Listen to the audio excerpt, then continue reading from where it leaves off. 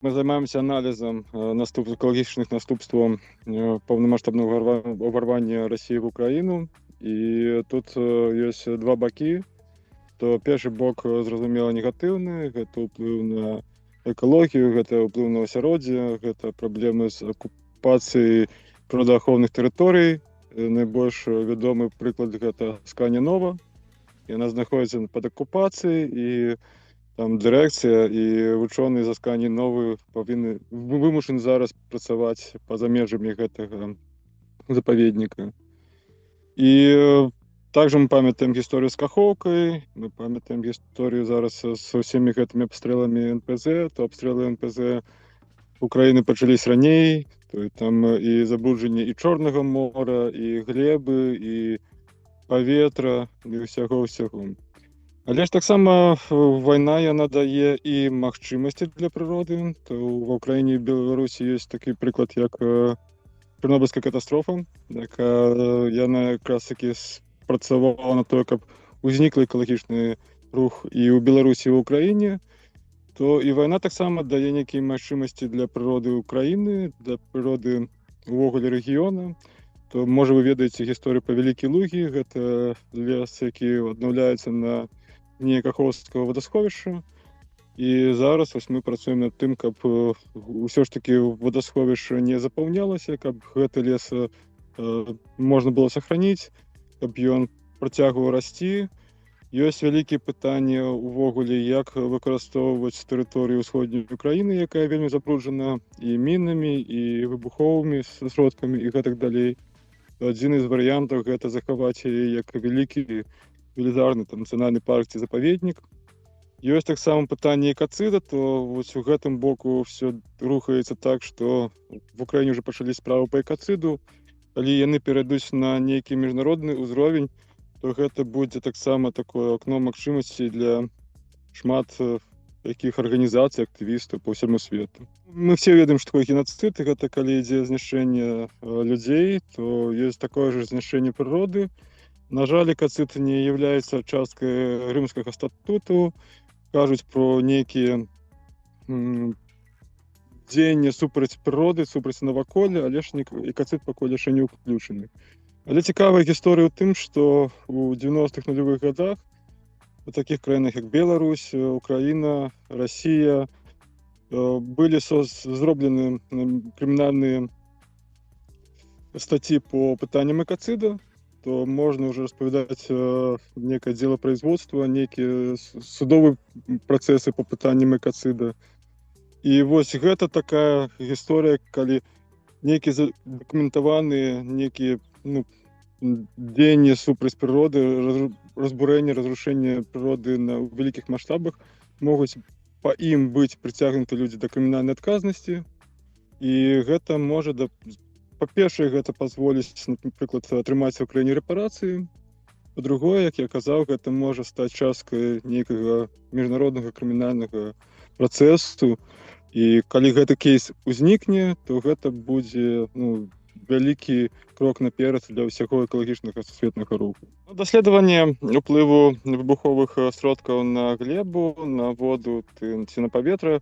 Гэтыя даследаванні зараз робяцца, то нельга казаць, што ёсць нейкія такія ўжо скончаныя даследаванні. Частка даследаванняў пачалося, які была акупавана тэрыторыя пасля першага года вайны. Частка даследаванняў зараз таксама робіцца ў прыфрантавой зоне, но зразумела, што нейкія вынікі будуць пасля таго, як вайна скончыцца, таму што гэта павінны быць даволі такія вялікія і моцныя даследаванні. Як выбуховыя сродкі ўплываюць зараз, наколькі я ведаю, такіх проста няма дадзеных. І тут таксама ўсё трохі складана, таму што зразумела, што тэрыторыя Украіны вельмі забруджана. І Украіна гэта сельскагаспадарчая гаспадарка з'яўляецца вялікай часткай эканомікі краіны, то калі там мы будзем казаць, што ўся тэрыторыя забруджана, то гэта будзе супраць Украіны і супраць продажу тых же самых сельскагаспадарчых тавараў. То пакуль я бы не мог бы зрабіць нейкія такія высновы вялікія, і гэта можна будзе зрабіць толькі пасля аканчання вайны. то так, там і у фронтовій зоні тут забрудження різне. То, наприклад, там ось активне використання FPV-дронів, і воно приводить, там, коли поглядіти в інтернеті, то можна побачити, це нейка павуціна, ніби на території знаходиться. І що цікаво, ну, природа почала так само адаптуватися до гэтага. Некаторі птушки використовують її для того, щоб робити свої гнізда. І гэта таксама можна побачити на некаторых фотаграфіях. Там забрудження техніки, яка була пакінута, гэта іншыя справи, там забруджування палівом, забруджування цяжкімі металамі, гэта іншыя пытання. То, ну, пакуль нет такіх дадзеных, то яны будуць толькі пасля аканчання вайны. Там, напрыклад, шмат тэрыторый замінавана.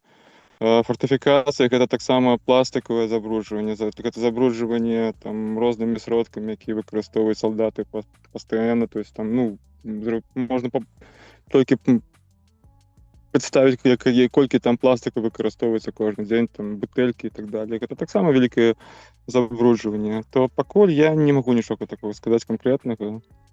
Но зразумела, што ўсе гэтыя тэрыторыі, яны, ну, вось, калі параўноўваць сітуацыю в Украіне, то час ад часу я параўноўваю з В'етнамам. Гэта бліжэйшая такая вайна, якая таксама была з выкарыстаннем, ну, вялікай колькасці і выбуховых сродкаў, і забрудження цяжкімі металамі. У В'етнаме досыць ёсць тэрыторыі, якія проста, ну, яны закансерваваны.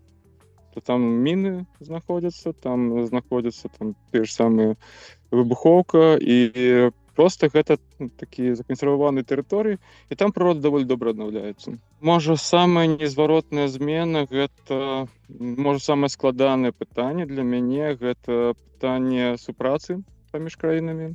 Таму што асабіста для мяне вельмі цікава і балючае пытанне Палесе. Палесе — гэта прыфрантавая тэрыторыя. Зараз яна мілітарызавана на высокім узроўні, то там на тэрыторыі Украіны пабудаваны фортыфікацыі, каб мяжу неяк утрымаць. Невядома, што праісходзіць на тэрыторыі Беларусі. І вось гэты удар по супрацы паміж экалагічнымі арганізацыямі, паміж прыродаахоўнымі арганізацыямі, я думаю, што гэта можа быць найбольш і найболей балючае пытанне. То есть, таму што, ну, прырода яна можа аднаўляцца, но вось гэтая палітычная сітуацыя, калі няма супрацы, то гэта вельмі складана, бо фармуюцца розныя стандарты, фармуюцца розныя падыходы. Быў вялікі праект Палесе без межаў, прырода без межаў, то у яго выходзіла Беларусь, Украіна, Расія, зараз працуе толькі Украіна. То есть праекты там у Беларусі, у Расіі, яны просто, ну, пастаўлены, ну, спадзяюся, што яны пастаўлены на паўзу. Но гэта вялікі крок назад по прыродаахове, гэта вялікі крок назад па даследаванням, і яго трэба будзе навёрстваваць. Ну, будзе вельмі складана. Ну, калі казаць пра такія наступствы, то вельмі вялікія наступствы да Чорнага мора, зразумела. І там, вось, можа, яно пакутае таксама вельмі моцна. Мы ведаем пра тую колькасць там танкераў, якія затанулі, колькі там нафты вылілася у Чорнае мора. І таксама трэба зразумець, што баявыя дзеянні праводзяць там, напрыклад, да міграцыі дэльфінаў, і яны, напрыклад, могуць міграваць у паўднёвыя тэрыторыі, а там Турцыя даволі актыўна займаецца вылавам рыбы. Гэта ўсё ўплывае на то, што таксама там дэльфіны выпадаюць у сеткі, і таксама, напрыклад, пачалося больш актыўнае будаўніцтва каналаў Дуная, што таксама ўплывае на біёразнастайнасць. То вось пакуль з таго, што я ведаю, Чорнае мора, можа, найбольш пастрадала. Што адбываецца на акупаваных тэрыторыях, мы ўвогуле не ведаем. То можна толькі прадставіць, як гэта ўся гісторыя паўплывала на тэрыторыі ўсхода ўкраіны, то там як яна паўплывала там на Крым. Гэта пакуль проста тэра інкогніта для незалежнага даследавання. То есть можна толькі нейкія сатэлітныя даныя выкарыстоўваць, но, канешне, трэба працаваць на зямлі, трэба, каб там былі незалежныя экспедыцыі. Я б сказаў, што больш за ўсё вайна паўплывала на Палесе, таму што Палесе якраз-таки знаходзілася ў зоны змены, на тэрыторыі змены кліматычных зон, то якраз-таки яно пакутавала ад змены клімату, і там трэба было выкарыстоўваць, рабіць экалагічныя праекты па прыродаахове. Ну, зразумела, што гэта тэрыторыя зараз мілітарызавана, то там ніякія праекты не могуць весціся ні з украінскага боку, ні з беларускага боку. І ну я думаю, што так, удар па Палесе быў нанесены зноў вельмі, то есть гэта такая вельмі трагічная тэрыторыя чамусь для Беларусі. Спачатку быў Чарнобыль, зараз вайна в Украіне, якая якраз таки ну вельмі негатыўны ўплыў адгукаецца на Палесе, таму што ну зразумела, там былі напрыклад пытанні па Шацкім азёрам, які знаходзяцца на тэрыторыі Украіны, па украінскаму Свіцязю. Яны ўсе замарожаны, як там Свіцязь сохне, то вада сыходзе, там кліматычныя зоны мяняюцца, ніякай прыродаахоўнай працы не вядзецца.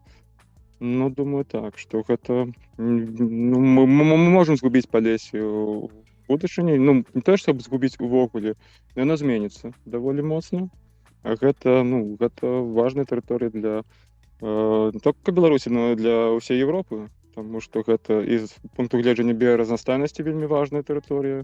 Гэта і з пункту гледжання трансгранічнага ўплыву вельмі важная тэрыторыя. Ну, яшчэ трэба, на што бы я бы зрабіў бы акцэнт, то што многія эксперты з гэтым пагаджаюцца, што так, пытанне вайны гэта адно, але ж вельмі важна, каб аднаўленне Украіны яно шло зялёным шляхам.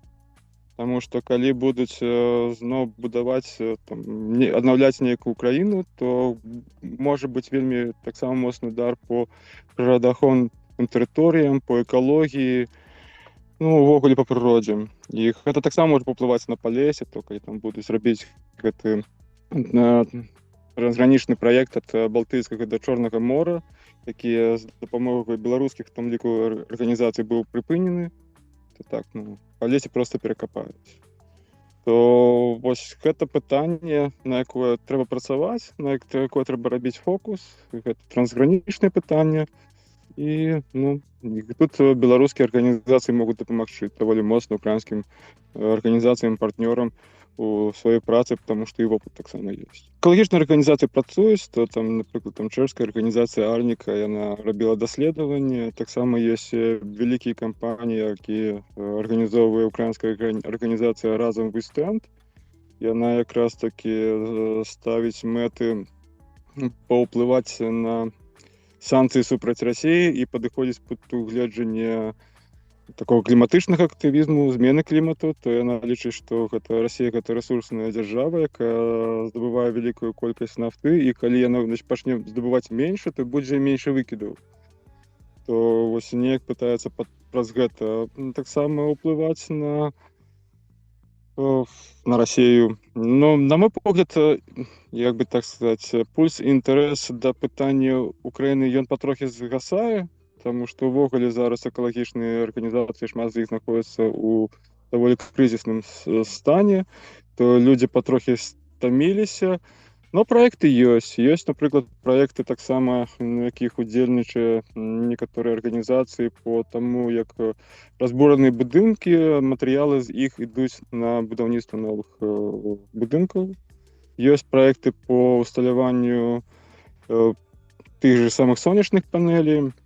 Даволі актыўна працуе Greenpeace Украіны, ён працуе таксама разам з другімі арганізацыямі Greenpeace. Ёсць праекты по маніторынгу. Можа, іх становіцца трохі менш, я бы так сказаў. Но удзельнічаць у ўсіх гэтых праектах можа мае кожны, то яны адчынены, там, напрыклад, там можна займацца сатэлітным аналізам дадзеных по экалагічных наследках ва ўкраіне з арганізацыяй «Экадзія» украінскай. Можна падтрымліваць кампанію по міжнароднаму прызнанню экацыду з украінскай арганізацыяй «Экалогія права людзіны». Можна дапамагаць украінскаму Greenpeace, то ну, галоўнае, каб было жаданне.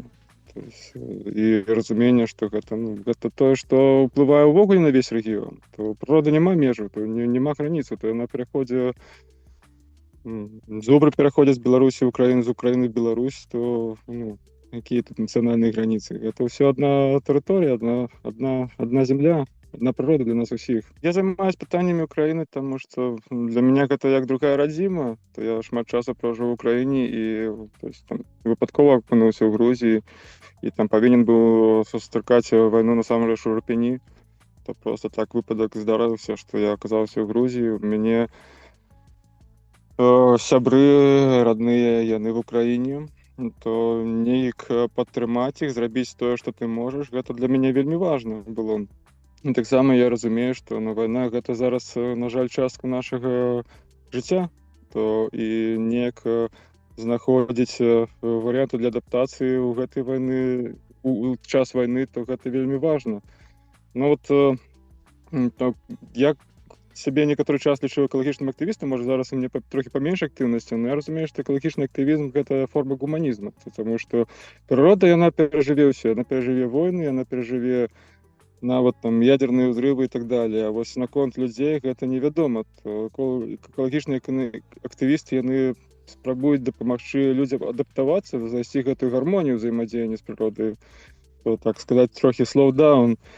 Ну, можа, не трэба так уже ўсё разбураць навокал з нейкіх там траўм, якія з'явіліся ў дзяцінстве, то можа трэба становіцца больш сталымі, больш дасканала падыходзіць да асяроддзя.